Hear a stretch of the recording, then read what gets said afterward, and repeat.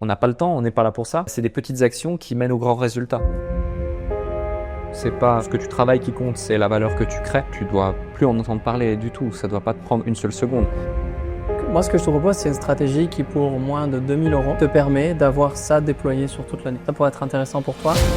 Tu dis j'ai plus de liberté, machin et tout, mais en fait la réalité c'est qu'aujourd'hui tu n'as jamais été autant dispersé dans toutes les tâches. Mais en fin de compte, je travaille 3 fois plus et j'ai l'impression que c'est pour rien. C'est parce que ça passe aussi par une décision, de savoir où tu vas. C'est que là, vous me mettez la pression les gars. Depuis 12 ans, Jory Fernandez fait vivre un coffee shop pas comme les autres. Sous la bannière Columbus, il a servi plus de 165 000 clients avec une promesse simple. Des boissons barista de qualité, des produits engagés et une ambiance chaleureuse à la française. Mais aujourd'hui, Jory est à un tournant. Il est partout à la fois, dans tous les détails, tous les sujets, sans jamais vraiment prendre de recul. Il manque de vision, s'éparpille dans les idées et son quotidien est dicté par les urgences plus que par une vraie stratégie.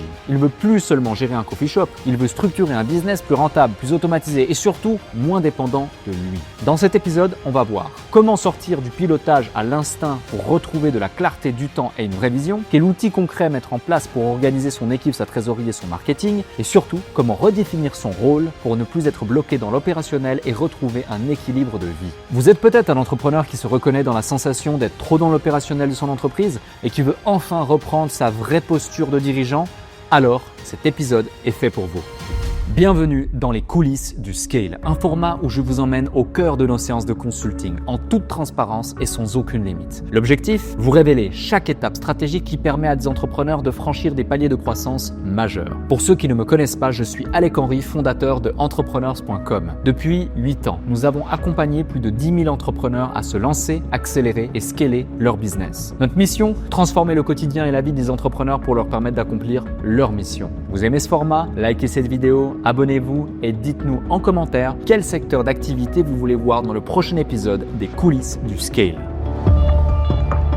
Notre cher ami Jory Fernandez, qui est un entrepreneur dans la restauration rapide, spécialisé dans les coffee shops sous la marque notamment Columbus Café. Il en a un à Dijon, un à Quetigny. Ouais. Son objectif aujourd'hui, c'est d'automatiser, structurer son entreprise, de recruter, de récupérer du temps pour se consacrer à de nouveaux projets, à la croissance de son groupe. Il a toute la méthodologie de production et de gestion opérationnelle, mais ce qui lui manque, c'est des éléments plutôt organisationnels qui lui permettent vraiment d'arrêter d'être absorbé par les tâches du quotidien, de production et des micro-tâches qu'il n'a même pas à faire. Moi, je vois 3 problématiques majeures chez Jory. Un, c'est tout ce qui est structuration et automatisation de l'entreprise. On le voit, son organisation elle est encore bancale sur le plan structurel, notamment en gestion comptable, RH, outils digitaux, marketing également. Manque d'outils et de compétences en digitalisation et structuration des process. Deuxième point, croissance et expansion. Il cherche à développer son activité en multipliant les points de vente ou en rachetant des concurrents. Mais c'est pas non plus trop comment s'y prendre, même ne serait-ce qu'en termes de technicité financière, levier bancaire et j'en passe. Et le troisième point, finalement, c'est acquisition et fidélisation de nouveaux clients.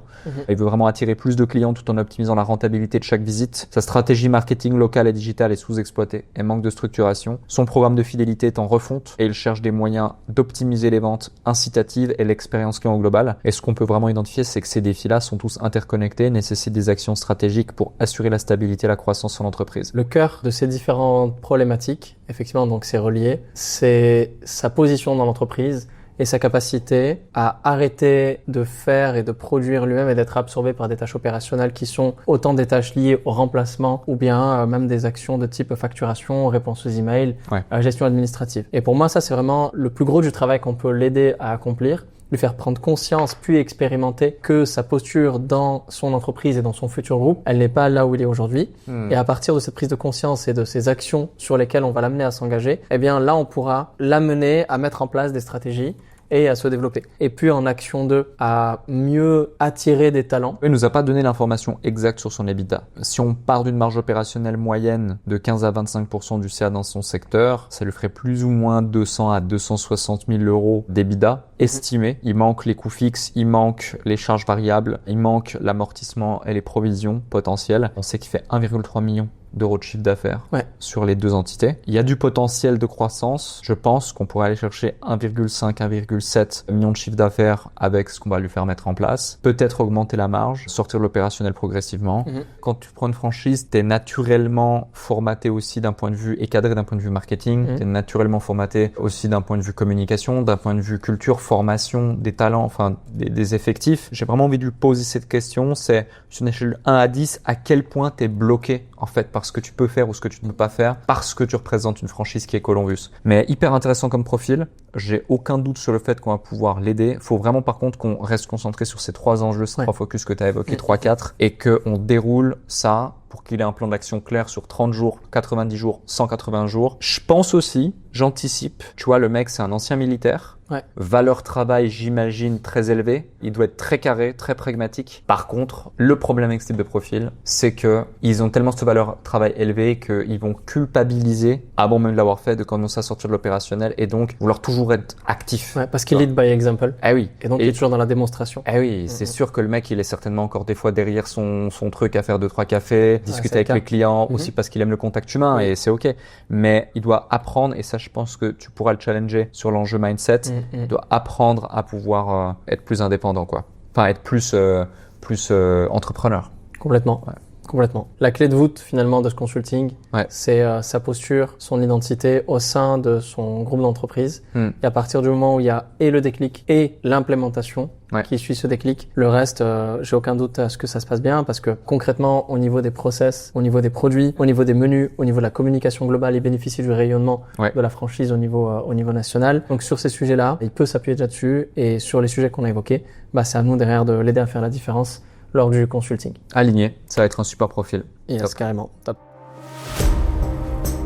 Super content d'être ici avec toi aujourd'hui pour ce consulting. Tu sors en plus de 3 jours d'immersion à nos côtés, vu que tu fais partie du programme Scaling également, très intense. Alors, les 3 grands piliers, on va dire, de l'échange, c'est structuration et automatisation de l'entreprise, rendre la structure plus solide, notamment aussi en termes de RH, en termes d'outils digitaux, en termes d'acquisition, en termes de comptabilité, de finance, de suivi des chiffres et des KPI au sens large. Automatiser et optimiser un maximum de pans de l'entreprise pour gagner du temps et mieux te consacrer finalement au développement. Donc ça te permet de sortir progressivement de l'opérationnel pour mieux te consacrer au développement. On a spoté que tu manquais d'outils et de compétences potentiellement en digitalisation et en structuration des process. Le deuxième point, croissance et expansion. Développer l'activité en multipliant les points de vente et en rachetant potentiellement des concurrents. Équilibrer cette expansion avec la gestion de la qualité de service et la fidélisation des équipes tout en gardant du coup un bon niveau de satisfaction aussi des clients. Les ressources humaines qualifiées, la formation adéquate pour continuer à croître. Ça pourrait potentiellement freiner la croissance si on trouve pas les bonnes personnes, et acquisition et fidélisation de nouveaux clients. Ça, c'est le 3e point. Le but, c'est vraiment d'attirer plus de clients tout en utilisant la rentabilité de chaque visite dans les différents points de vente actuels et futurs. La stratégie marketing locale et digitale sous-exploitée, manque de structuration, manque d'implémentation et manque de profondeur sur la stratégie. Et puis le programme de fidélité qui est en refonte et donc chercher des moyens d'optimiser les ventes et les incentives ainsi que l'expérience client. Voilà les différents points qu'on a notés basés sur aussi ce que tu nous as partagé. Moi, je m'appelle Jory, je suis donc chef d'entreprise. J'ai un groupe qui a principalement de la franchise qui est Columbus Café. On a 2 magasins et ça représente à peu près, avec la holding et différents collaborateurs associés, tout ça, on est à peu près une 20aine de personnes à travailler ensemble au quotidien. Sur tout ce qui est KPI et tout ça, je pense que je suis pas mal. Et sorti aussi de l'opérationnel, c'est bon. Ok, ça c'est déjà fait, c'est good à 100%. Ça c'est bon. De temps en temps, il faut quand même faire des petits remplacements des trucs. Ce qui ressortait de ce que tu avais mis dans le formulaire, justement, c'est que tu étais encore pas mal dedans. Ouais, bien sûr. Surtout sur le nouveau qu'on vient de lancer, on a eu des arrêts qui étaient assez longs. Et même hors arrêt, il y a des choses, quand bien même ce sont pas des actions sur le point de vente, que tu fais encore beaucoup, que ce soit du côté administratif ou divers. C'est pour ça que là, quand tu viens de dire c'est bon l'opérationnel, je suis sorti. Ouais. Après, opérationnel, comme tu viens justement de le dire, l'opérationnel, c'est pas que être derrière le comptoir, c'est aussi, par exemple, les facturations, les trucs et tout. Là, ouais, non, je suis dedans. Ok. Donc, on est encore un peu dedans. Il y a du taf. Ça marche. À ça, il y a 3 points sur lesquels on peut insister, que tu as partagé à Océane entre le moment où il y avait eu le formulaire et notre réunion. C'est développement et fidélisation de la clientèle sur la partie B2C avec une volonté de développer peut-être des offres B2B. Totalement. Donc ça, c'est un point qui sera intéressant d'aborder et à intégrer dans les stratégies qu'on vient de citer. Le deuxième point, c'est la partie automatisation. Mais ce qui serait intéressant dans la manière dont on l'aborde, c'est que tu nous partages déjà ce que toi, tu as mis en place parce que tu as évoqué le fait que tu bosses actuellement dessus. Et en point 3, tu as noté la vision du dirigeant et son équilibre. Et donc, c'est un sujet également sur lequel on pourra s'attarder. Commençons par la vision. Tout ça, tu le fais pourquoi et c'est quoi le goal, l'objectif si tout était possible? L'objectif, c'est de constituer un groupe. Je pense que je pense qu'on peut dire que je suis un entrepreneur dans l'âme, un petit peu. Mais l'objectif, c'est vraiment pouvoir faire grossir le groupe et faire grandir les gens avec qui c'est possible, en fin de compte. Parce que tout seul, on n'est rien. Et donc, pouvoir faire grandir tout le monde et pouvoir mettre, par la suite, avoir des formateurs internes. Alors, pour l'instant, on est trop petit, on a essayé, mais on n'y arrive pas. Et moi, de me dégager petit à petit de l'opérationnel et pouvoir donner de la valeur ailleurs. Je fais pas mal aussi je fais aussi des fois des interventions dans les écoles, je fais du parrainage d'entreprise avec la CCI. Je fais pas mal de petites choses comme ça et ça aussi c'est ce qui nourrit aussi et c'est un peu rendre le revers de la monnaie, si on peut donner quelques conseils à des nouveaux entrepreneurs voilà, donc ça j'aime aussi quoi. Et ma liberté aussi. Aujourd'hui, actuellement, quand je suis par exemple sur le terrain, j'adore être avec le terrain, j'adore être avec les clients, mais c'est très frustrant pour moi parce que je me sens bloqué, je peux pas aller apporter une valeur autre part. Et cette valeur-là, aujourd'hui, derrière le comptoir, celle que j'apporte moi, elle est moindre que mes équipes qui font ça au quotidien et qui sont professionnels. C'est leur métier, c'est leur profession. Et qu'est-ce que tu entends par offrir de la valeur autre part? C'est-à-dire, pour être ne serait-ce que disponible pour mes équipes. Déjà, à un moment, j'étais beaucoup et notamment quand j'étais tout le temps, la phase où j'étais tout le temps en vacances. Une fois, j'ai une salariée qui m'a dit, Jory, quand t'étais tout le temps en vacances, mais quand t'étais là, t'étais présent, t'étais avec nous. Et là, aujourd'hui, t'es là tout le temps parce que t'es en train de gérer le magasin qui est en train de couler, mais t'es pas avec nous. Et ça, c'est important. Et des fois, c'est pas forcément être sur le terrain avec eux et travailler avec eux. Non, c'est juste échanger et avoir une relation comme ça. Si on extrapole, ta fonction à long terme devrait être uniquement une fonction support pour tes équipes et pouvoir insuffler cette valeur famille, je suis là pour toi, je t'aide, je te motive, parce que ce qui ressort beaucoup dans ta vision, c'est faire grandir les autres, y aller ensemble, pouvoir offrir de la valeur autrement que derrière le comptoir. Et avec l'exemple que tu viens de citer, avec la personne qui t'a dit quand tu étais en vacances, c'était bien et quand tu étais là, c'était super parce que tu étais vraiment là. Ça démontre clairement, et par rapport à tout ce que tu as dit, que là où tu gagnerais à être plus, c'est être en fonction support de tes équipes sur un aspect motivation, mindset, ressources, faire en sorte qu'ils soient tout le temps impliqués. Et tu sais, dans une boutique physique avec des clients de passage et même s'il y a un petit peu de clients fidèles, ce qui compte beaucoup, c'est ce qu'on disait tout à l'heure, c'est la partie humaine. Et c'est l'être humain qui est derrière le comptoir. C'est le sourire, c'est l'énergie, c'est avoir cette qualité de présence, de regarder droit dans les yeux et offrir ce petit quelque chose de plus qu'un café. Et ce truc-là, tu le comprends parce que toi, tu vis cette aventure-là. Si tu arrives à permettre à tes équipes d'avoir ça le plus possible et le maintenir, ton effet de levier, il sera beaucoup plus que derrière tes factures et sur la communication. Et ça, c'est d'une évidence. Ça, c'est sûr parce que aujourd'hui, mes gros piliers, alors j'ai mes piliers qui sont là depuis 3-4 ans, mais mes gros piliers qui sont avec moi depuis 10, 8 ou 7 ans, ils ont vraiment cette culture-là parce que, en fin de compte, à l'époque, comme tu l'as très bien dit pendant l'immersion, on est dans la production, ensuite on est manager et ensuite on change, on est dirigeant et chef d'entreprise. Et ça, pour le coup, même juste avant que tu le dises, c'est vraiment, j'en discutais avec d'autres et c'est vraiment, ça je l'ai vraiment vécu. Et récemment, en fin de compte, les choses qu'on me reproche, c'est pas des choses professionnelles, c'est humain. C'est-à-dire que moins de présence humaine, on me dit t'es moins présent humainement alors que c'est ton atout et c'est ce que c'est la vibration, c'est ce que tu as inculqué à toutes tes équipes et là t'es moins présent humainement. Et c'est vraiment ce qu'on me reproche. On me reproche pas mon professionnalisme, on me reproche ma partie humaine un peu moins présente. Je rebondis sur ce qu'a dit Anis. En fait, moi, j'ai pas entendu une vision quand tu l'as raconté. J'ai entendu ce qui te stimule, ce qui te plaît. Quand je parle d'une vision, c'est ok, là, t'en as deux. Combien t'en veux dans 3 ans? Combien t'en veux dans 5 ans? Est-ce que ce serait que des Columbus? Est-ce que c'est autre chose? Est-ce que le but c'est de faire non pas 1,5 million de chiffre d'affaires annuel sur 2 unités, mais potentiellement 10 millions sur 5, 6, 7 unités pour pouvoir potentiellement transformer ce que tu fais avec ton meilleur ami Julien dans l'immobilier de quelques petites opérations à de grosses opérations potentiellement. Est-ce que j'en sais rien, même à terme, l'ambition c'est que Anaïs puisse quitter son job full-time au siège pour qu'elle rejoigne la holding sur une fonction support majeure, ou que des directeurs des différentes unités puissent rentrer sur la holding, la fonction support, parce que derrière vous n'allez pas avoir 2 Columbus mais peut-être 20 Columbus, pour que peut-être à terme, grâce à l'EBITDA et l'effet multiple, tu revendes tout ce groupe sur 5 ans ou 10 ans. Et que le véhicule soit effectivement le fait de te concentrer sur ta zone de génie, parce que tu as ce truc de leader, tu sais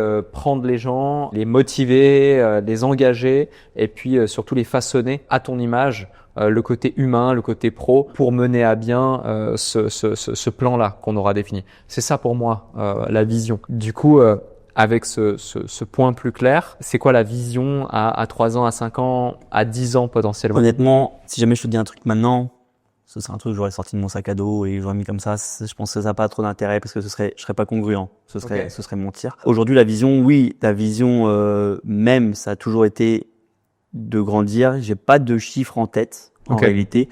Mais oui, comme tu dis, grandir tous ensemble. La holding après avec des pôles de formation interne, voilà, pas forcément que Columbus d'ailleurs. Et moi j'aime bien le côté aussi immobilier, donc voilà, pourquoi pas là-dessus. Là pour l'instant c'est juste des petites opérations pour augmenter la trésorerie, mais demain ça peut être aussi des investissements, et pas forcément pour la France non plus. Mais cet autre levier-là, j'aime aussi les investissements divers et variés dans d'autres secteurs. Il manque un peu de clarté sur ce que tu veux construire dans les prochaines années. Ouais, c'est possible. C'est-à-dire que le effet de groupe, c'est quelque chose qui m'animait. Aujourd'hui, c'est quelque chose que je remets en question. Parce que, on l'a vu dans mon parcours, s'acharner au boulot, quand pas mal d'échecs, en fait, tu te demandes pourquoi quoi, et tu te nourris pas trop. Toi, la vision, c'est pas imaginer que toi, ta force, ta zone, c'est prendre ce modèle que tu connais, qui est celui de Columbus ou autre, et grâce à ta vision, dimension humaine, et peut-être à une méthodologie que tu as établie et que tu as renforcée mieux et plus que d'autres franchisés Columbus, de réussir à développer d'autres unités. Totalement. Auquel cas, tu as racheté des Columbus qui tournent déjà, mais qui pourraient tourner mieux avec des effets de levier type LBO, etc. Ce serait pas un bon move pour pouvoir faire consolider le groupe et puis venir intégrer, toi, ta propre patte, ta propre sauce. Parce que finalement, entre utiliser l'effet bancaire et le levier de la banque pour faire de la promotion immobilière, même si tu kiffes et même si ça génère du profit, c'est bien. Mais utiliser ces mêmes lignes de crédit ou les multiplier pour faire un truc que tu maîtrises, pour augmenter à chaque fois ta liasse de capacité financière tout en te concentrant sur ce que t'aimes, c'est-à-dire l'humain, ça se trouve que ça pourrait être mieux. Parce que toi, finalement, après tes Columbus, regarde le premier, tu nous dis l'année dernière j'ai fait une demi-après-midi dans le truc, il fait presque 1 million sur l'année, et puis t'y es allé parce que t'avais envie d'y aller. Donc finalement, c'est peut-être réussir à mettre en place ces unités sans forcément les créer de toutes pièces. Parce que créer un truc de zéro, c'est un risque. Tu l'as expérimenté à plusieurs reprises. Mais maintenant que tu as la possibilité financière de le faire ou de le faire en finançant par la banque, ça pourrait être envisageable. Est-ce que tu y as déjà pensé? Est-ce que ça te parle? Ouais, alors j'ai déjà pensé. L'effet de groupe, ça j'ai déjà pensé. Ouais. C'est juste maintenant une question de se nourrir. Et je pense parce que j'ai pas les bons leviers. Et j'ai pas. Si j'avais des bons leviers, si j'avais des résultats en face et que j'arrivais à me nourrir, à stimuler au quotidien, sentir qu'on grandit, qu'on évolue, et il y a aussi un aspect aussi financier, faut pas se cacher. Aujourd'hui, en fin de compte, je travaille 3 fois plus que la meilleure période où je gagnais mieux ma vie, et j'ai l'impression que c'est pour rien quoi. C'est ça qui te limite dans ta vision, c'est qu'en fait tu te dis à quoi bon faire plus. En fait, aujourd'hui, j'ai peut-être pas les bons leviers, et quand j'en fais un troisième, en fait, si j'en fais un troisième, je vais encore plus m'enfermer. Et je vais encore moins me dégager du temps et tout ça. Et pour moi, le temps, c'est super important. Pouvoir disposer de mon temps, c'est super important. Pourquoi tu dis ouvrir à chaque fois? Et justement, et c'est ce que tu as dit, les autres acquisitions, ça c'est quelque chose que je n'ai jamais pensé, parce que celles qui sont pas à vendre, c'est que ça tourne. Et il y a toujours, comme dans un réseau, il y en a toujours des qui performent, d'autres moins. Et ceux qui performent moins, en général, c'est probablement de placement et tout ça. Et là, j'ai pas envie de revivre ce que j'ai déjà vécu, quoi. Celles qui sont pas à vendre, c'est parfois aussi celles qu'il faut tenter d'aller acheter. Parce que ce dont je te parle, c'est pas de prendre des trucs qui marchent pas et qui sont mal placés, pas du tout. C'est de se dire, ok, ça fonctionne. Du coup, si ça fonctionne, c'est autonome. Théoriquement. Si c'est autonome humainement et c'est autonome financièrement. Donc, si les deux variables sont présentes, là, tu peux potentiellement utiliser le levier de la boîte elle-même pour pouvoir le financer. Ouais, tu as une LBO, quoi. Exactement. Et ça change absolument tout dans la dynamique. C'est une issue que j'avais pas du tout. Ok. Jamais Ok. Globalement, qu'est-ce qui te satisferait dans 5 ans? récupérer ma liberté. Ok. Donc, on peut focus ta vision vraiment sur ça. Qu'est-ce qu'aura fait le jury qui a récupéré sa totale liberté et qui aura quand même réussi à être stimulé en faisant grandir son groupe? Il aura déjà été chercher d'autres leviers de valeur pour faire grossir des magasins qui sont déjà existants, ramener déjà plus de CA parce que c'est la finance qui permet d'aller chercher plus loin, hein, on va pas se leurrer. Fait grandir les équipes en interne, c'est-à-dire qu'ils aient pris plus de responsabilités, qu'ils aient pris plus d'aisance dans leurs tâches, de sorte à ce que moi je puisse sortir et comme ça pouvoir être là pour eux et puis aller chercher de nouveaux projets avec la finance qu'on a. Et... Tu sais, quand tu construis une vision, t'es pas censé savoir comment tu vas y arriver. Et aujourd'hui, toi, tu construis ta vision uniquement par rapport à ce que tu sais pouvoir faire ou tu penses pouvoir faire. Et donc, tu construis ta vision en partant du présent. C'est pour ça qu'elle est un peu limitée, elle est un peu floue. Tandis que si tu construis ta vision en partant du futur et que tu fais une rétrospective, là, ça t'ouvre beaucoup de possibilités. Il est indispensable aujourd'hui pour toi que tu aies une vision qui part du futur et qui arrive dans le présent, de sorte à ce que tu te dises pas, que tu crées pas quelque chose de limité, mais que ta vision te permette d'évoluer et pas que toi, tu puisses créer une vision à partir de ta perspective présente. Je sais pas si tu vois ce que je veux dire. Ouais, je vois très bien. Tu disais tout à l'heure que niveau KPI, c'est pas un problème pour toi. Tu as des chiffres, tu as des datas. Ouais, ça va, ouais. Tu utilises quel type d'outils pour ça? Typiquement sur la partie trésor, finance? Excel. Ok. Donc, tu as tout sur Excel. Très, très fastidieux, très chronophage, justement. Et c'est pour ça que là, Ok. je suis en train de mettre des outils en place pour... Donc, tu entres tout manuellement. Ouais. Ok, clair. Parce qu'effectivement, tu vois, si on creuse sur le sujet numéro 2 que tu as évoqué tout à l'heure, automatisation des process administratifs, la structure, sur quoi je bosse actuellement, savoir si c'est le bon chemin, faire les ajustements nécessaires, automatisation du recrutement, outils automatisés de gestion de trésorerie, budget, etc. Pour moi, là... tous ces points, tu dois plus en entendre parler du tout. Ça doit pas te prendre une seule seconde. Donc en fait, pour moi, l'idée, c'est de réussir dans toutes ces tâches à mettre en place soit des outils, soit des process, soit des humains qui vont faire ce travail à ta place ou qui vont faciliter le travail qu'aujourd'hui tu dois faire, qu'à la base tu ne sais pas faire, tu n'aimes pas faire, tu ne veux pas faire parce que c'est pas ta zone de génie. Mais pour autant que tu dois faire parce que tu es dirigeant de ta boîte. C'est ce qui va te permettre de te concentrer que sur le 10% de ce que tu devrais faire et ce qui a vraiment de la valeur dans ta boîte. Et le 90%, soit tu le délègues, soit tu l'automatises, soit tu le supprimes. Tu sais ce qu'on va faire pour qu'on soit vraiment efficace sur cette réflexion? Je t'invite à prendre ton agenda de la semaine dernière Ouais. et que jour par jour, tu nous partages en fait qu'est-ce que tu as fait, qu'est-ce qui est chronophage et redondant dans chaque journée. Okay. Comme ça, on part du besoin final. Ouais, bien sûr. Le lundi, je me concentrais sur la marque de vêtements. Ensuite, grosse session mailing. Voilà, répondre aux différents mails de tout le monde. Combien de temps ça? 3 heures, quasiment 4 heures. Ok, 4 heures de mail. Ouais. Une demi-journée. Ouais. Et la marque de vêtements, ça t'avait pris combien de temps? J'ai pas posé la question. Ça m'a pris, là, 3 heures. D'accord, une demi-journée aussi. Ouais, voilà. C'est aussi, on échange pas mal par mail avec mes équipes. Pourquoi vous écrivez que des emails avec ta team? Non, on n'écrit pas que des emails parce qu'il y a aussi le groupe WhatsApp. Okay. Et après, c'est vrai que ça, c'est quelque chose qui, là, ça émane de moi.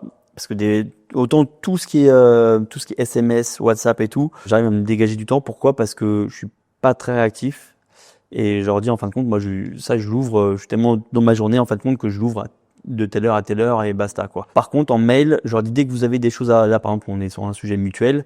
Donc, dès que vous avez des sujets, enfin, dès que vous m'envoyez votre fichier de mutuelle, tout ça, ou une facture, ou peu importe, je vous reçois par mail parce que je suis en train, quand je fais mes mails, en fin de compte, c'est quand je suis en train de travailler. Je suis derrière mon ordinateur, je suis en train de travailler. Tu peux pas rester concentré. Si à chaque fois que tu as un email, tu arrêtes ce que tu fais, tu regardes l'email, tu traites l'email, tu vois la facture, tu prends la facture, tu la mets dans le fichier, tu te dis que tu la payeras plus tard, puis après tu retournes sur ta tâche, puis en fait tu as reçu un email.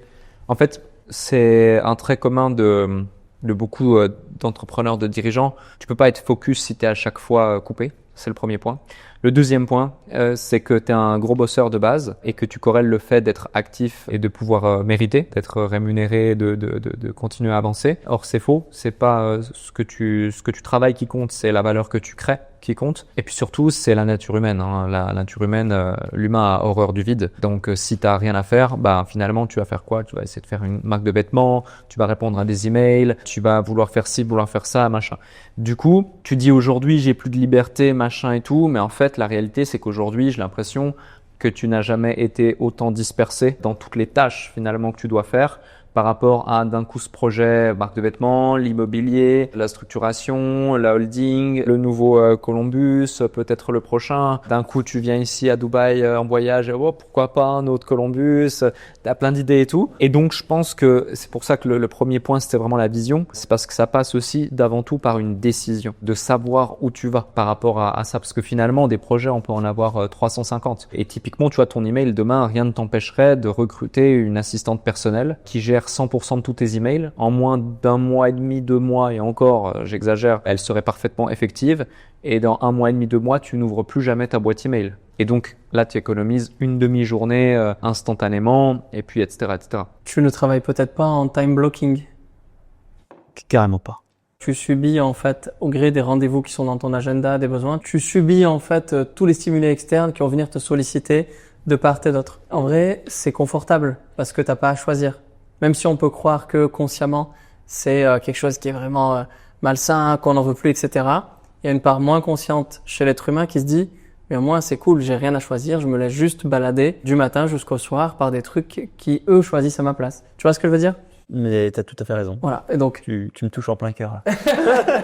Surtout que moi, je ne sais pas m'imposer de routine. Et c'est aussi pour ça que pour moi, la liberté, c'est important et tout ça. Mais je déteste la routine. quand je parle de time blocking, je parle de plus de liberté. Sur ma semaine, je mets des gros blocs de minimum 90 minutes, maximum une demi-journée. Et c'est après que tu mets les choses dedans. Exactement. C'est après que tu mets des D'accord. choses dedans. Ok. Il y a une règle qui est indispensable, c'est ce qui n'est pas dans l'agenda n'existe pas. Mais j'ai que les rendez-vous. Et t'as que les rendez-vous pour J'ai pas les que oublier. les rendez-vous. Mais Pour pas les tes autres tâches et blocs de travail à faire, ils sont dans ta tête. oublier. Ouais.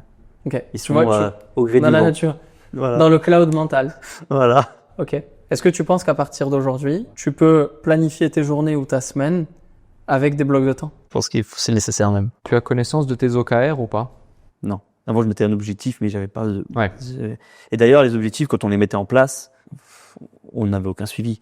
Donc, j'ai essayé de mettre un tableau comme ça, un tableau sur un Google Sheet avec des suivis, avec chacun et tout ça, mais ça rime à rien. On n'arrive pas à parce qu'on n'a pas, c'est pas smart. On n'est pas défini. Je me permets une petite aparté. Si vous voulez sortir de l'opérationnel, structurer votre entreprise et scaler, alors déposez votre candidature en cliquant sur le premier lien en description. Nous analyserons votre situation et vous offrirons un audit stratégique complet. À l'issue de cet appel, vous repartirez avec des solutions concrètes pour accélérer votre activité, que nous travaillons ensemble ou non. Je reviens sur un sujet. Imaginons déjà, c'est juste j'aurai la OKR. C'est déjà très bien. Imagine si chaque personne de ton organisation a ses OKR clairs par pôle et selon ses responsabilités, et leurs OKR à eux sont reliés aux fonctions support et leurs OKR à eux sont reliés aux tiens. Et ce qui fait que mécaniquement, les simples petites tâches du quotidien sont réfléchies, font du sens, vont dans la direction de l'objectif global. Celles qui ne vont pas dans l'objectif global n'existent pas dans les agendas parce qu'il n'y a pas lieu d'être en fait. On n'a pas le temps, on n'est pas là pour ça. Et puis surtout, c'est des petites actions qui mènent aux grands résultats. Et tu vois, un des OKR clés, selon moi, que tu devrais vraiment mettre en place et le faire communiquer au moins au pilier plus ici, au responsable là, avec un vrai calcul de ton temps, time management que tu peux mettre en place assez rapidement, faire la photo de ça.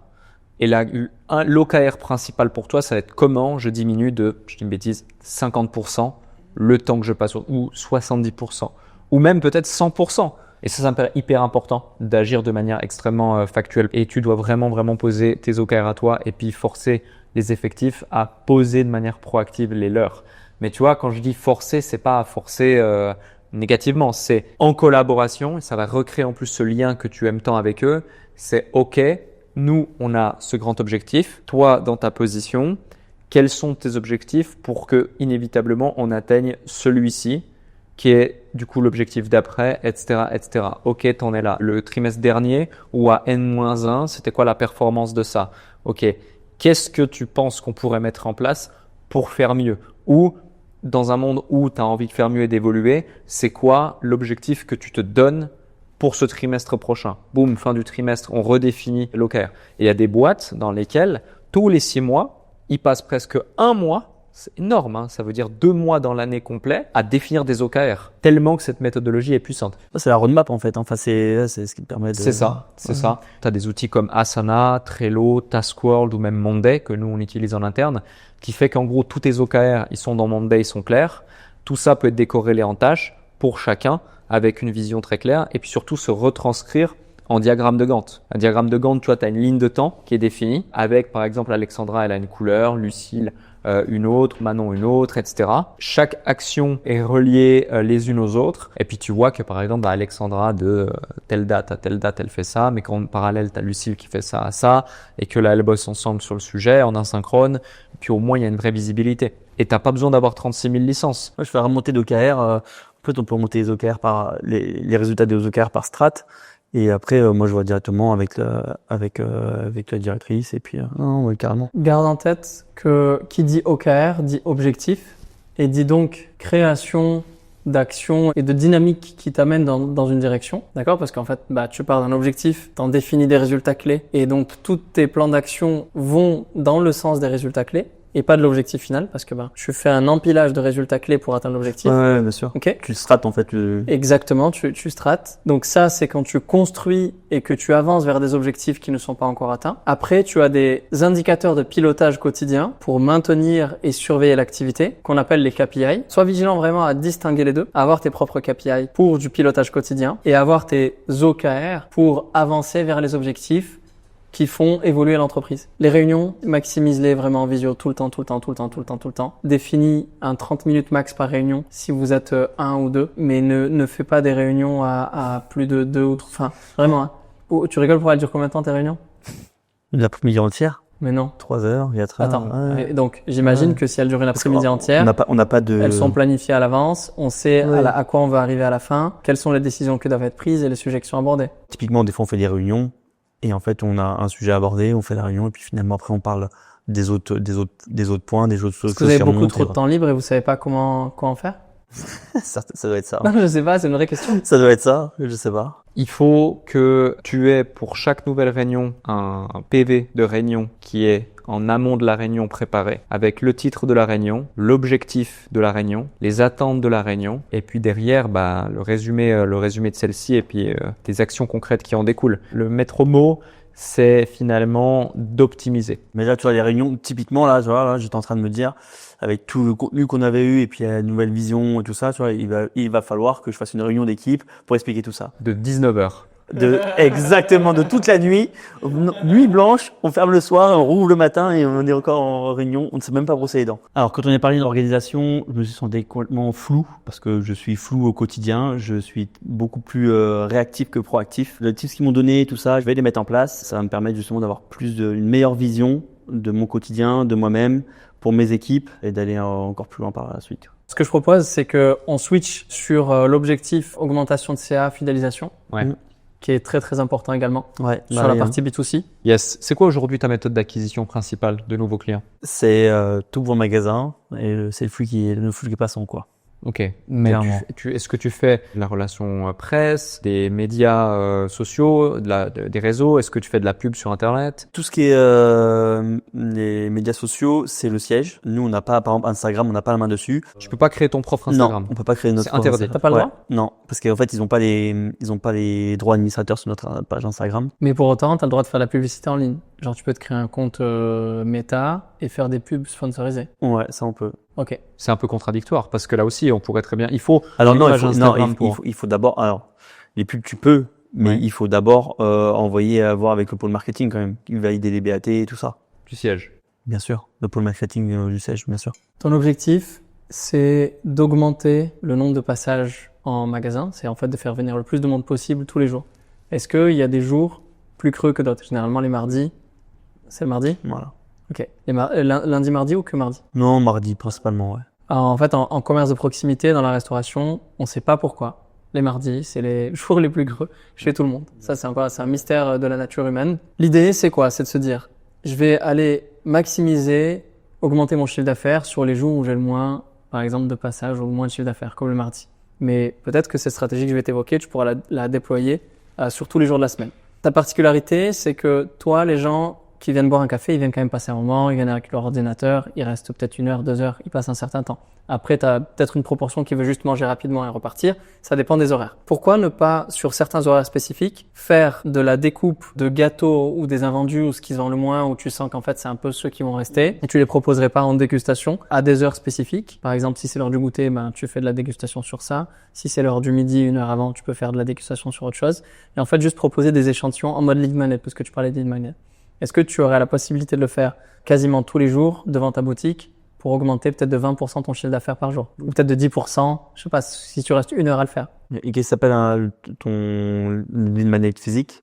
C'est un lead magnet physique. C'est grosso modo, tu résous en surface le problème le plus profond. Les gens, ils ont un petit creux, mais en fait, ils savent pas chez qui manger. Ils vont dire, tiens. Mais tu mets quelqu'un physique, c'est ça? Ah oui, tu mets quelqu'un physique qui propose. Tu choisis stratégiquement le créneau horaire où tu vas le faire. Peut-être que ça peut être à 11 heures, peut-être que ça peut être à 13 heures, ouais. Peut-être que tu peux refaire un coup sur les coups de 16 heures. Tu vois, c'est à toi de voir stratégiquement à quel moment tu veux maximiser le passage en boutique. Fais le test sur 2 semaines, regarde ce que ça impacte sur ton chiffre d'affaires et décide-le de manière stratégique sur tes créneaux. Indispensable.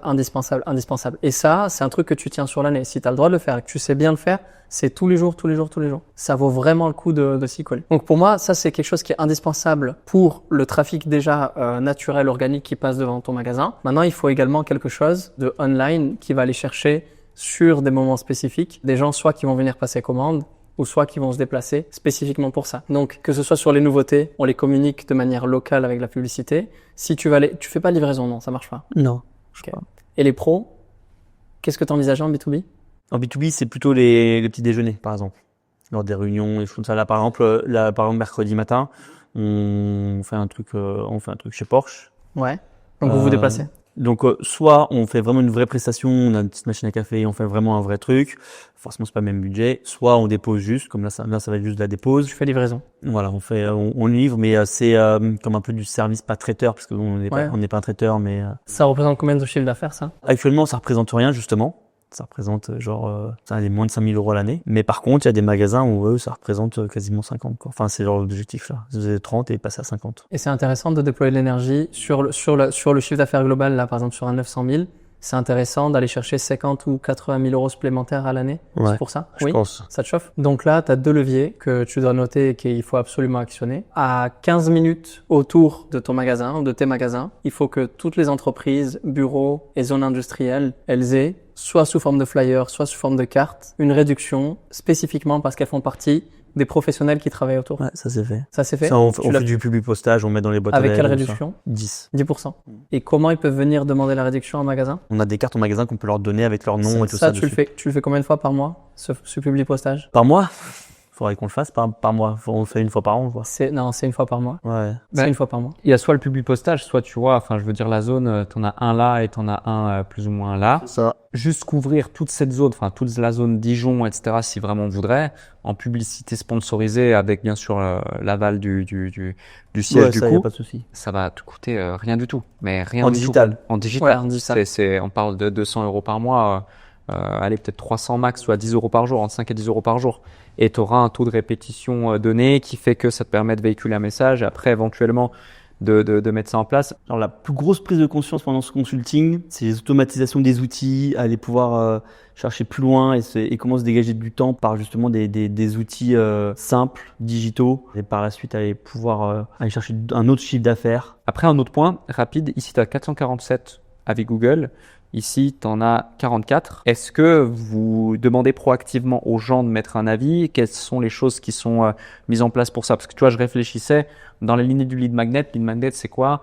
Quand tu réfléchis plus loin, c'est je paye pour un lead. Demain, par exemple, moi, je me disais, tu fais une promotion. Je sais pas si c'est encore possible à cause du fait que tu es sur une franchise, mais aujourd'hui, je sais pas combien est la valeur moyenne d'un de tes cafés, mais imaginons c'est 1 euro le café dans le cadre d'une promotion particulière en échange de leur numéro de téléphone. Et via un outil simple que tu aurais ouvert sur les desks de tes caisses, tu vérifies que le numéro de téléphone existe réellement via un code unique qu'ils reçoivent automatiquement par SMS ou par WhatsApp Business directement connecté à ton shop et qu'il n'est pas encore dans ta base de données. Chaque personne n'a qu'un seul numéro de téléphone en général, ils reçoivent le code, boum, ils le montrent, ils ont un café à 1 euro, le café de leur choix. Toi, peut-être ça te couvre un peu tes frais. Eux, ils ont leur café sympa, machin. Les jeunes en parlent autour d'eux, ça recommande, etc. Et puis si tu recommandes quelqu'un, bah t'as un deuxième café à 1 euro. Du coup, ça fait 2 euros pour 2 cafés avec ton pote que tu partages. Bouche à oreille, ça part viral. Et puis ensuite, derrière, tu constitues une base de données numéro de téléphone via un WhatsApp Business pour le Columbus de Decat et puis pour le Columbus de la Toison d'Or. Et puis, tu envoies de la newsletter externe vers tes clients avec des infos, avec des promos, avec un truc spécial le mardi, par exemple, avec un truc spécial étudiant, avec machin, nanana. Et à un moment donné, selon l'interaction et la relation que tu établis avec les gens, tu leur demandes un avis Google, soit directement lorsqu'ils sortent du magasin, ou typiquement, tu vois, automatiquement, l'outil que tu vas utiliser qui est connecté à ta caisse, ça existe, hein, ce dont je te parle, il n'y a pas grand changement à faire. Il va automatiquement via Make, que j'ai montré tout à l'heure, qui est Integromat, un outil d'automatisation, envoyer un WhatsApp Business dès lors qu'il a vu que ça a fait une deuxième transaction avec ce numéro de téléphone. Et boum, il vient de consommer un café, bah partage-nous ton retour, et puis je te dis une bêtise, tu leur mets par exemple, si tu mets dans ton retour le mot je sais pas moi, café ou ours ou peu importe, tu vois, ou or. Et chaque mois il y a un mot différent. Tu participes à une tombola pour gagner, je sais pas moi, 50 euros de café pour le mois prochain.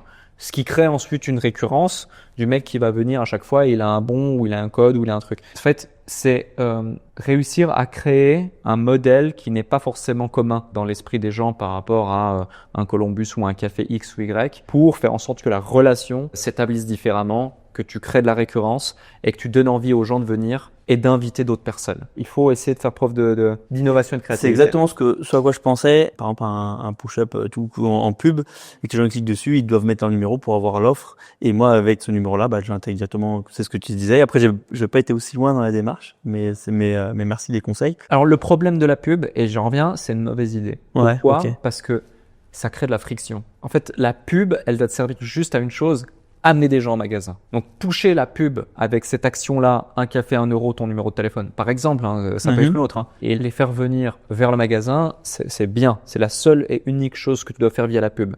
Il faut pas qu'ils puissent cliquer, mettre le code, avoir le numéro, avoir le machin. Parce que la friction est telle que le taux de conversion entre le moment où ils voient la pub et ils auront ce code et qu'ils viennent dans ton magasin fait qu'ils auront jamais ce code et qu'ils viendront certainement jamais dans ce magasin, proportionnellement. Alors que si ils voient la pub, ils ont ça dans l'esprit, et là, du coup, ils viennent, ça change complètement la chose parce qu'ils sont face à toi, ils ont fait le déplacement, ils vont suivre la discussion. Alors que le taux d'attention sur du digital, il est beaucoup plus faible. La seule raison qui pourrait être intéressante de quand même prendre leur numéro de téléphone sans pour autant faire tout le trajet, c'est qu'en gros, mais ça nécessite de la technicité supplémentaire, c'est qu'en gros, tu as pub, numéro de téléphone, la seule chose que tu demandes, et la friction, elle est quasiment inexistante. Directement, tu as un premier WhatsApp Business avec WhatsApp Business. Ouais. Et là, du coup, tu as un timer dans un CRM WhatsApp et qui fait que par exemple au bout de 7 jours où il a mis son numéro de téléphone mais qu'il n'est pas venu au magasin, ça se burn. Relance. Relance. Rappel automatique. Ça, j'ai même pas besoin de passer par WhatsApp Business. L'intérêt de WhatsApp Business, c'est que ça va m'économiser le coût du SMS. Mais clairement, ça, si j'ai le numéro de téléphone, moi j'intègre à mon outil de fidélisation. Je peux mettre le bon, il a une durée limitée. Et on peut relancer aussi le SMS, ça se fait automatiquement aussi, que ce soit pour les anniversaires, pour les gens ça fait un moment qu'ils sont pas là et tout ça. Donc t'as déjà ton système de fidélisation existant. Sur un point de vente parce que je suis en pilote. Qu'est-ce qui manquerait parmi les options de fidélisation qui existent déjà? Qu'est-ce qui manquerait pour surperformer? Tu m'as dit l'anniversaire. Est-ce que par rapport à la carte de fidélité ou quelqu'un qui est pas venu pendant X temps, on peut lui dire, ça fait longtemps qu'on vous a pas vu, on vous offre le café? Ouais, bien sûr, ça c'est possible. Okay. Et donc alors, à quel point tu l'exploites ce système-là? Qu'est-ce que tu fais? Il vient juste d'arriver. Donc là, moi je suis en test, ça fait depuis 1 mois qu'on l'a. Maintenant même ils ont une gamification aussi à la fidélisation. Enfin voilà, il y a tout ça aussi qui arrive derrière quoi, avec des statuts, avec plus ils consomment, plus ils ont. Et c'est relié à la caisse et donc c'est relié aussi au montant d'achat. Un autre levier pour maximiser le chiffre d'affaires, c'est bien sûr augmenter le panier moyen. En fait. Ouais, ça c'est bon, c'est fait. Alors, c'est fait. Mais j'ai remarqué que parmi tes différentes personnes là dans l'organigramme, il y en a un que tu as cité comme étant top vendeur. En fait, c'est dans la top vendeur dans la relation client. Est-ce qu'il y a moyen de le cloner? De cloner? Non, mais de faire que les autres aient les mêmes pratiques. Parce que quand bien même c'est un top vendeur naturel, on peut décomposer ces réflexes récurrents et obliger les autres en fait à les reprendre. Ouais, bien sûr. Dans les magasins, en règle générale, ça va. On a justement cette envie d'être le café de proximité. Donc les méthodologies, tout ça, les tips, les mots interdits, tout ça on les a. Mais par contre, dans l'intention, et ça c'est quelque chose de la personne comment elle est, tu peux pas ça c'est difficilement duplicable. Par exemple, moi je viens, j'ai juste soif et faim, donc je vais me prendre, je sais pas moi, un milkshake à la banane avec, j'ai un petit creux, je vais me prendre un sandwich salé. Comment tu m'incites à consommer plus? Bah, déjà, je te propose déjà le format, déjà de ta boisson. D'accord, comment tu le proposes? Moi, je montre directement. Qu'est-ce que tu dis? Qu'est-ce qu'on fait? Non, c'est quoi Je vous fais comme ça. Et j'ai je fais celui-là, ça vous va? Plutôt celui-là ou celui-là?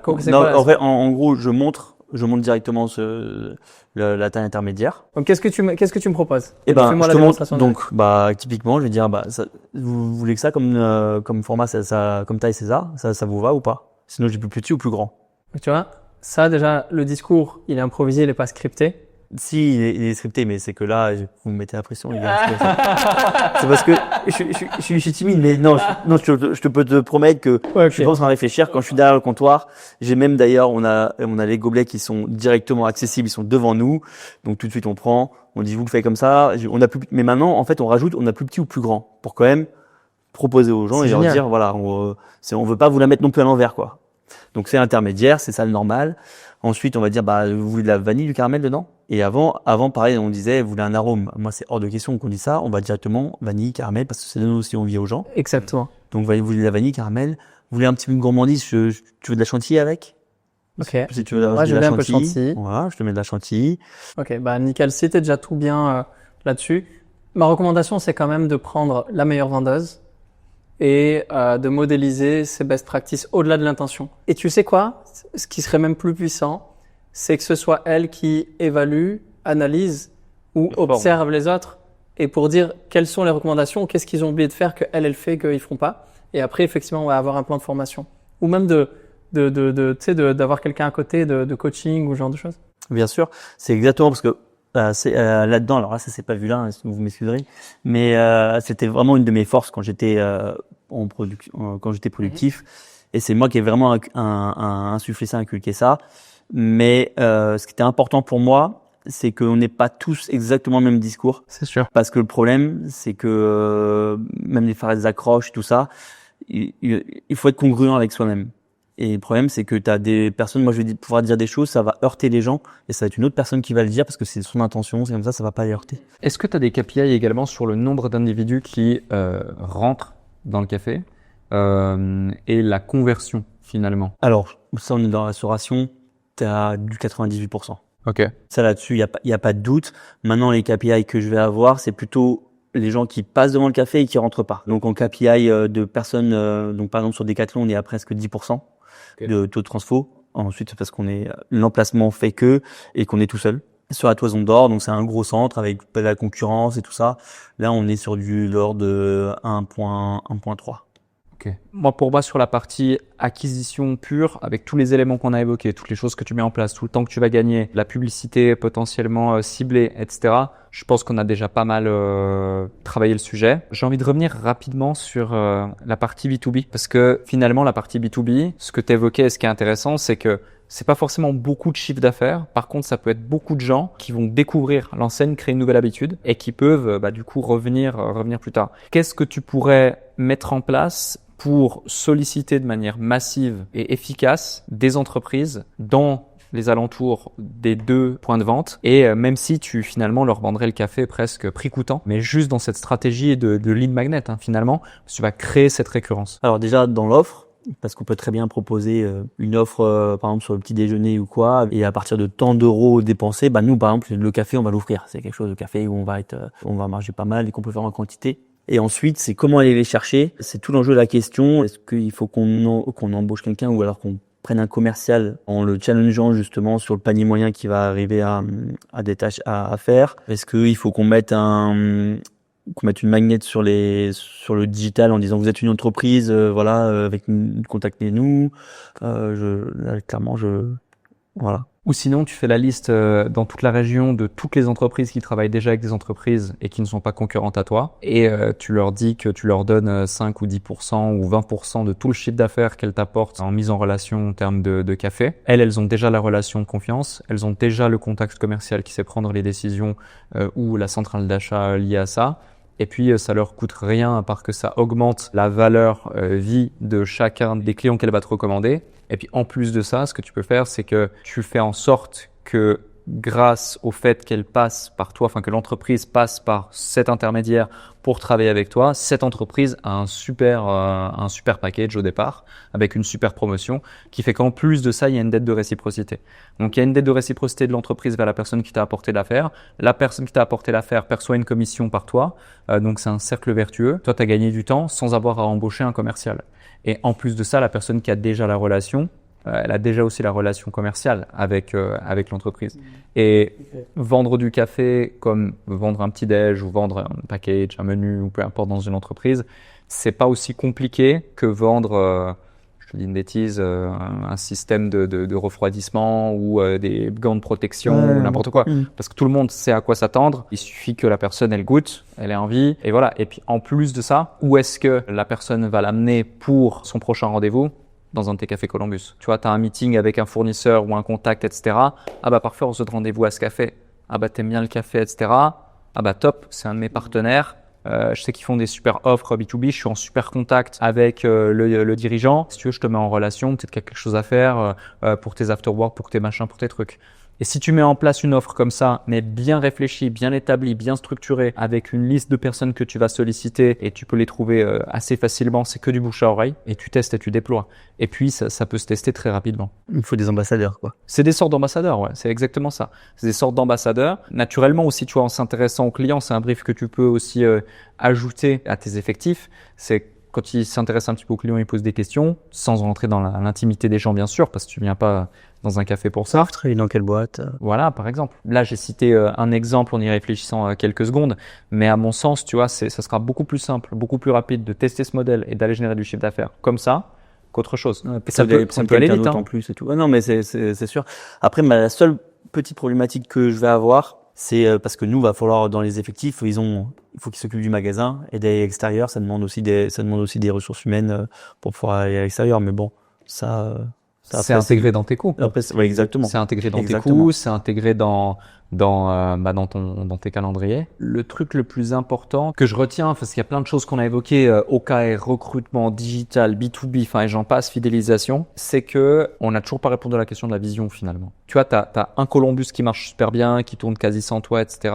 Ok, quid des best practices dans celui-ci, de l'EBITDA que ça dégage, des OKR qu'on peut établir, comment on augmente l'EBITDA, comment on augmente le chiffre, comment on augmente ça, comment on améliore les process, comment on se rend encore plus opérationnel, etc. De tout ça, quels sont les learnings qu'on a et qu'on met sur l'autre pour pouvoir faire la même chose, mais non pas en 10 ans, mais en peut-être 4 ans, 5 ans. Non, même pas 85 ans. Même le premier, hein, ça s'est fait si j'enlève le problème de mon associé, ça s'est fait en 2-3 ans. Et là, celui-là, il est quasiment en train de il s'automatise déjà. Donc, okay. Après, il faut juste, avec le temps, ça, on va peut-être avoir des départs, des choses comme ça, au bout d'un moment, et ça va structurer un peu. Combler le turnover, quoi. Ouais, voilà. Mais ce que je veux dire par là, c'est que, en fait, moi, je suis pas en train de penser au-delà. Ouais. Je suis en train de penser aux autres. À celui de demain. C'est comment faire en sorte qu'ensuite, toi, t'arrives et t'as, en plus de la force de la franchise et de tous les process liés à ça, ta secret sauce à toi, qui fait que, à chaque fois, ça marche. Que ce soit en rachetant ou en créant, mais idéalement, en rachetant. L'idéal, enfin, mais pour ça, il faut modéliser, standardiser, processer. Ouais. Et c'est pour ça que tout ce qu'a évoqué Anis, moi, dans l'échange aussi, tu vois, même ne serait-ce qu'avec le protocole de réunion, le fait qu'elle soit tout enregistrée, le fait que tout soit centralisé, le fait qu'on amplifie les KPI, le fait qu'on ait des dashboards, le fait qu'on ait des tableaux, le fait qu'on voit la trésorerie, le fait qu'on utilise tous ces outils, le fait qu'on ait les automatisations, tout ça, tous ces petits points cumulés font qu'en fait, tu crées une bible, tu crées presque une sorte de protocole qui fait qu'ensuite, tu as juste à le dupliquer. Tu vois, ou même cette culture où tu vois les réunions par exemple, tu peux créer une sorte de règlement de réunion ou de commandement de réunion. Et s'il n'y a pas les 3, 4, 5, 10 règles de la réunion ou commandements de la réunion qui sont établies green flag avec la checklist, bah on ne la fait pas cette réunion, tu vois. Ou elle n'a pas été considérée comme un succès, voici pourquoi, tac, ok, on améliore pour la prochaine. En fait, c'est tous ces protocoles que tu dois mettre en place qui peuvent encore une fois en plus être délégué à quelqu'un qui s'occuperait aussi de ton agenda, etc., qui coûterait pas forcément cher avec cet outsourcing et qui fait que toi, tu te concentres sur ta vraie zone de génie, la vraie valeur ajoutée que tu apportes à ton groupe. Et un autre point, c'est, tu vois, tu parlais de sourcing de talent. En vrai, un truc qui est certain, c'est que tu as quand même des gens qui sont là depuis longtemps, qui du coup apprécient travailler avec toi, qui ont pu évoluer aussi dans la boîte, etc., et on est un peu la moyenne des 5 personnes qui nous entourent le plus. Donc ces gens-là, ils ont sûrement des gens dans leur cercle proche ou indirects qui les ressemblent. Et moi, je serais toi, tu vois, je communiquerais le fait que tu recherches des talents, tu recherches des personnes. Je consoliderais, tu vois, le lien avec les équipes par des after-work ou des choses comme ça, ou des activités, des team building ou des choses comme ça, tu vois. Voilà, que tu fais certainement régulièrement au travers de réunions de 4-5 heures ou autres. Mais non, ça c'est... Dans des vrais cadres de team building, je te taquine. Mais ce que je veux dire, c'est que tu vois, je communiquerai ce truc-là et j'incentiverai les collaborateurs à ça. Exemple, tu vois, je te donne 100 euros si tu nous recommandes un super collaborateur, ça peut être 100, 200, 300, 1000, 2000, enfin j'en sais rien. Mais ça coûte de l'argent d'avoir des mauvais collaborateurs, ça coûte de l'argent de ne pas en avoir suffisamment et puis ça crée justement aussi ce turnover volontaire. Parce que des fois, le fait de ne pas avoir du tout de turnover, c'est pas non plus positif. Hein. Il y a un turnover négatif, mais il y a aussi un turnover positif. Bien sûr, ça amène de nouvelles choses. Ah ouais, la boîte elle évolue, les standards elles s'élèvent, etc. Et tu vois, tout à l'heure, on parlait de la meilleure ou du meilleur vendeur avec des KPI clés, le fait que cette personne pourrait former les gens. Bah typiquement, c'est panier moyen, relation client, taux de conversion, enfin toutes des KPI à identifier pour faire en sorte que tout le monde soit basé sur celle du top vendeur et qu'on puisse faire en sorte que les gens s'en rapprochent le plus et que bah si des fois tu as une phase de down pendant 1 mois, 2 mois, 3 mois, bon, on est des humains, c'est normal, ça arrive à tout le monde. Mais comment on fait pour réajuster le tir le plus rapidement possible? Et si ce 3 mois se transforme en 6 mois, 1 an, 2 ans, bah ouais, à un moment donné, tu dois prendre une décision et puis faire en sorte qu'une personne plus engagée ou plus performante puisse intégrer l'équipe. Donc ça, c'est important à mettre en place. Comme ça, l'intégration, comme ça, ça c'est des choses qu'on fait déjà, c'est-à-dire que si c'est un membre de l'équipe qui coopte quelqu'un d'autre, souvent, bah, elle a pas envie de travailler avec quelqu'un qui va la mettre dans les équipes, quoi. Ouais. Donc ça, c'est des choses, bien sûr, qu'on fait. Avant de clôturer la session, j'aimerais te partager quelque chose qui reprend la stratégie d'Alec sur la partie B2B avec le système d'ambassadeurs et qui est une stratégie complémentaire. Imagine si toutes les entreprises que tu as choisies autour de tes points de vente recevaient un email avec une vidéo publicitaire promotionnelle qui vante les mérites des services en entreprise du genre petit déjeuner, after work, goûter, je sais pas quoi, avec tous les bénéfices que ça peut avoir comme la cohésion, la détente et sans se prendre la tête. Avec la qualité Columbus, bien sûr. Une vidéo, peu importe le style, ça peut être une vidéo où il y a vraiment des humains, où on filme genre une réunion un peu ennuyante ou un open space où les gens sont fatigués, etc. Et puis après, toi qui arrives et qui livres, ça peut être un exemple de vidéo réelle, une vidéo d'animation avec tu sais des personnages, une musique, etc. Le logo Columbus. Imagine si toutes les sociétés que tu as choisies, peut-être 2, 3, 4 000 sociétés, recevaient premièrement cette vidéo-là. Et qu'ensuite, chaque mois, par email toujours, ils recevaient une newsletter, une étude de cas, un bénéfice ou une histoire ou un exemple de menu. Juste pour garder en fait le lien et s'en rappeler jusqu'au jour où ils en auront besoin dans l'année. Donc t'imagines si par exemple sur 3, 4 ou 10 000 adresses email qui reçoivent à chaque fois, une fois par mois, la vidéo du mois ou la newsletter du mois ou l'étude de cas du mois, qu'on ait ne serait-ce que 3% de conversion sur ce sujet-là tout au long de l'année. Pourquoi? Parce que il y a un taux d'ouverture qui sera pas à 100%, il y a le besoin qui n'est pas optimal, il y a des adresses contacts qui sont des adresses poubelles, etc. Est-ce que tu penses que ça pourrait être intéressant pour toi? Ah, c'est super intéressant. Ce serait génial. Donc moi, ce que je te propose, c'est une stratégie qui, pour moins de 2000 € te permet d'avoir ça déployé sur toute l'année. Alors sur le consulting, on a parlé des axes de B2B pour aller chercher d'autres chiffres d'affaires. C'est déjà une idée que j'avais, mais là ils m'ont vraiment éclairé et en fin de compte, moi je partais sur un schéma complètement différent où j'allais encore me prendre la tête, où ça allait être encore très chronophage. Et ils m'ont apporté vraiment cette simplicité, cette efficacité en automatisation, avec quelques petites ressources qui permettront juste de lancer la chose, même financière. Moi, je voyais quelque chose de beaucoup plus récurrent, qui allait me coûter beaucoup plus cher. Et donc, ils m'ont fait gagner de la finance, de la liberté d'esprit et de l'automatisation. Et je pense en plus que ça beaucoup plus efficace que ce que je pensais. Premièrement, que tu choisisses de faire une vidéo promotionnelle tournée avec un caméraman à la journée, un caméraman plus montage sur ta zone, tu vas en avoir pour peut-être 800 à 1200 € pour une journée complète. Mais si c'est pour 1 heure de tournage, si tu veux tourner quelque chose, 1 heure de tournage plus montage, tu vas peut-être en avoir pour 400 €, tout compris avec un clip qui dure 1 minute, 1 minute 30 maximum. Ou voir 2 ou 3 vidéos de 30 secondes, ça ce serait encore mieux. Possibilité numéro 2, c'est que tu commandes une vidéo d'animation qui va te coûter à peu près entre 2 et 300 € également, qui va durer 30 secondes à 1 minute. Tu vas faire une extraction et qui est légale et qui est autorisée de toutes les adresses email des entreprises autour de ta zone. Tu vas la faire à partir des fiches Google Business. Tu peux aussi déployer la partie avec Sales Navigator pour via LinkedIn récupérer certaines adresses email de dirigeants directement ou de cadres ou de personnes employées dans des sociétés. Ça, pareil, des prestataires peuvent le faire pour toi pour pas cher du tout. Et une fois que tu as ça, tu envoies la campagne email avec ton outil préféré d'emailing, avec la vidéo d'animation ou la vidéo réelle, plus planifier en fait la stratégie à l'année où une fois par mois ils reçoivent ça. Ça te coûte globalement dans les 2 000 € et tu as quelque chose qui peut t'amener à dépasser les 50 000 € de commande. Est-ce que tu penses que c'est une stratégie qui serait intéressante à tester? Game changer, hein. Je t'ai déroulé les étapes parce que pendant qu'on échangeait, j'ai rentré la stratégie dans ChatGPT et je lui ai dit de me la détailler, de me la peaufiner. Et je te les ai mis étape par étape ici, t'as qu'à la dérouler dans la prise de notes de la réunion. Et ça, je pense que c'est quelque chose que tu peux faire.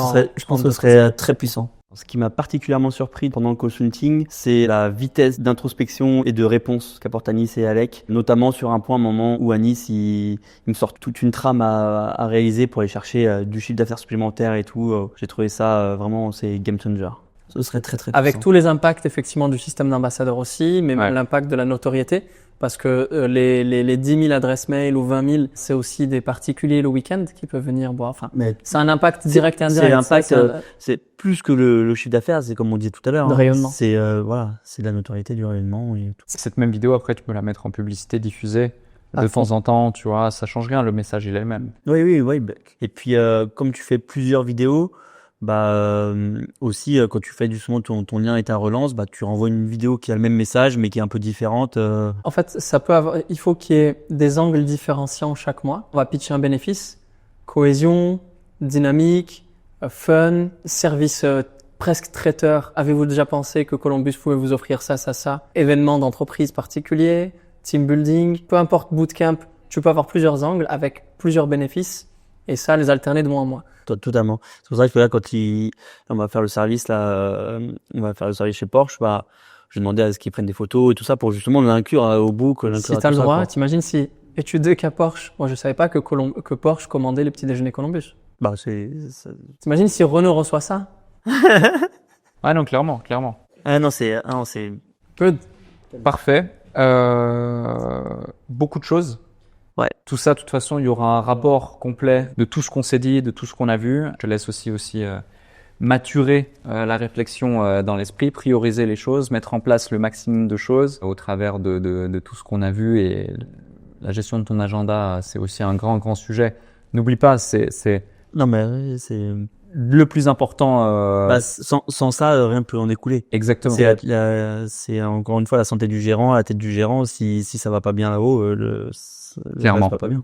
Si vous reconnaissez dans des problématiques comme la difficulté à déléguer, un manque de structure, des blocages sur l'acquisition ou le recrutement d'une équipe performante, alors cliquez sur le lien en description et déposez votre candidature. Nous analyserons votre situation et si vous êtes qualifié, vous bénéficierez d'un audit stratégique complet avec des actions concrètes pour surmonter ces défis et scaler votre activité. C'était Alec, merci d'avoir regardé cette vidéo et on se retrouve très bientôt pour un prochain épisode.